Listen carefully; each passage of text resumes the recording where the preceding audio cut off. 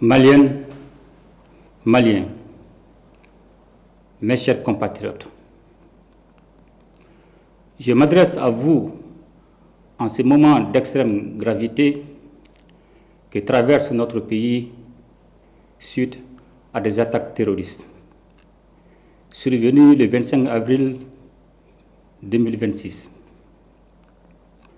Ces attaques complexes, coordonnées et simultanées, ont visé les localités de Bamako, Kati, Kona, Mopti, Gao et Kidal. Grâce à la promptitude et au professionnalisme des forces armées et de sécurité, un violent coup d'arrêt a été donné aux assaillants, dont l'objectif était d'installer un climat de violence généralisée dans les localités concernées. Grâce au sang-froid des hommes engagés et au maintien de la cohérence de la chaîne de commandement, le plan funeste de l'ennemi a été déjoué, avec la neutralisation d'un nombre important d'assaillants.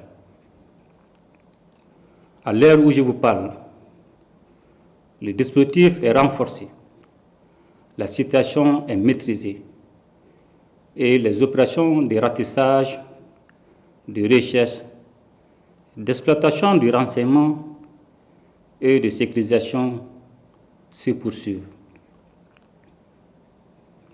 Maliennes, Maliens,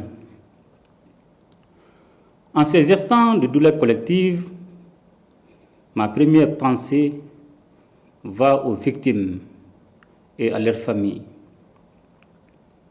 Je m'incline devant la mémoire de nos compatriotes, civils et militaires, tombés sous les coups de la barbarie. J'adresse au nom de la nation tout entière mes condoléances les plus attristées aux familles endeuillées et exprime ma compassion aux blessés. C'est avec une grande peine que je tiens à rendre un vibrant hommage à notre regretté ministre d'État, ministre de la Défense et des Anciens combattants, le général de corps d'armée Sadio Kamara, dont la disparition constitue une perte immense pour la nation malienne. Ce valeureux officier a servi le Mali avec loyauté, courage et dignité, avec un sens élevé du devoir à un moment où notre pays est engagé dans une lutte acharnée contre le terrorisme. À sa famille, à ses proches, à ses collaborateurs et à l'ensemble des forces armées et de sécurité, j'adresse la compassion et la solidarité de la nation. Son engagement restera gravé dans la mémoire collective et son sacrifice nous oblige. Qu'Allah lui accorde sa grâce infinie. Mes chers compatriotes, ces attaques ne sont pas des faits isolés, elles s'inscrivent dans un vaste plan de déstabilisation conçu et exécuté par les groupes armés terroristes et les sponsors internes et externes qui leur fournissent du renseignement et des moyens logistiques. C'est le lieu de raffirmer la ferme volonté du Mali de maintenir le cap de sa refondation. Notre peuple a fait un choix, celui de la souveraineté et de la dignité qui symbolise la prise en main de son destin. Ce choix est l'expression d'une volonté nationale affirmée et assumée. Il a un prix et nous en sommes conscients. Bien que dur par sa nature, ce choix est le seul chemin qui vaille si nous voulons offrir à nos enfants un avenir libre, juste et prospère. Maliennes, Maliens, les épreuves que nous traversons en ces temps difficiles ne sont en réalité que des embûches sur la voie noble qui mène à la prospérité.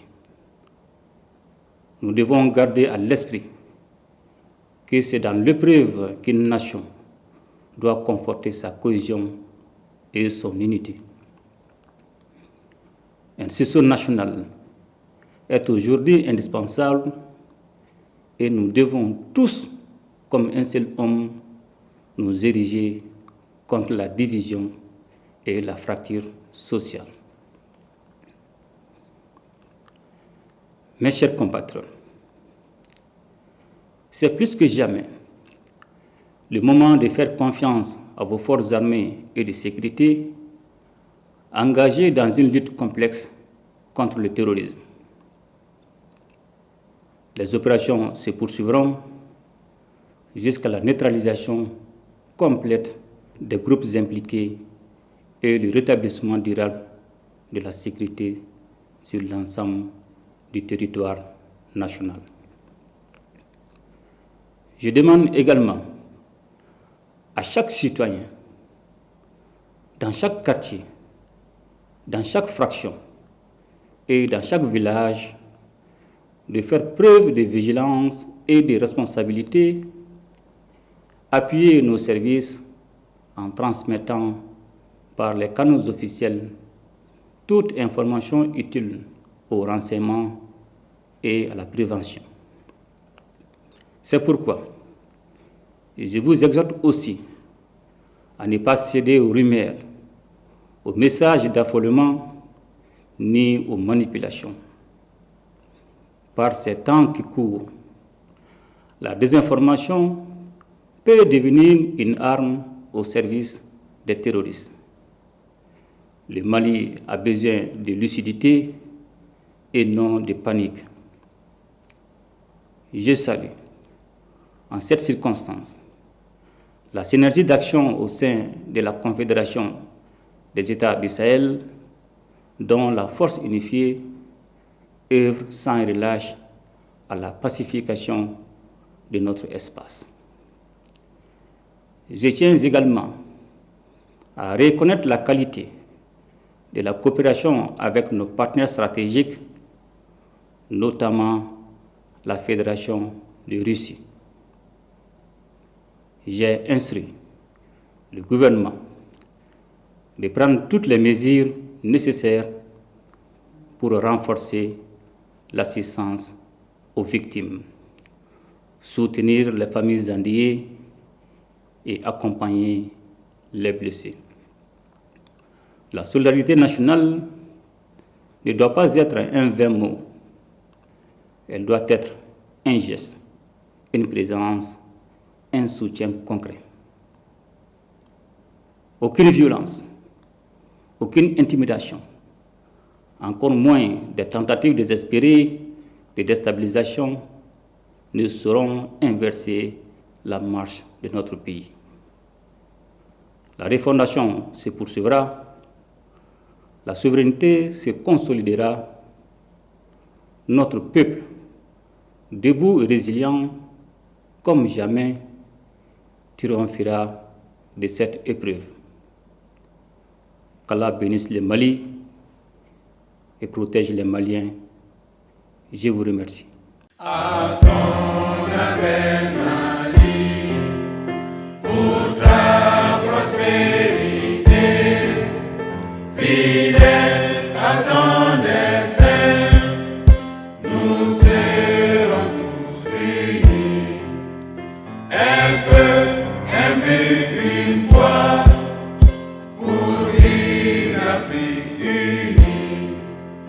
si l'ennemi découvre son front, au-delà ou au-dehors, debout sur les remparts, nous sommes résolus de mourir pour l'Afrique et pour toi, Mali. Notre drapeau sera liberté pour l'Afrique et pour toi.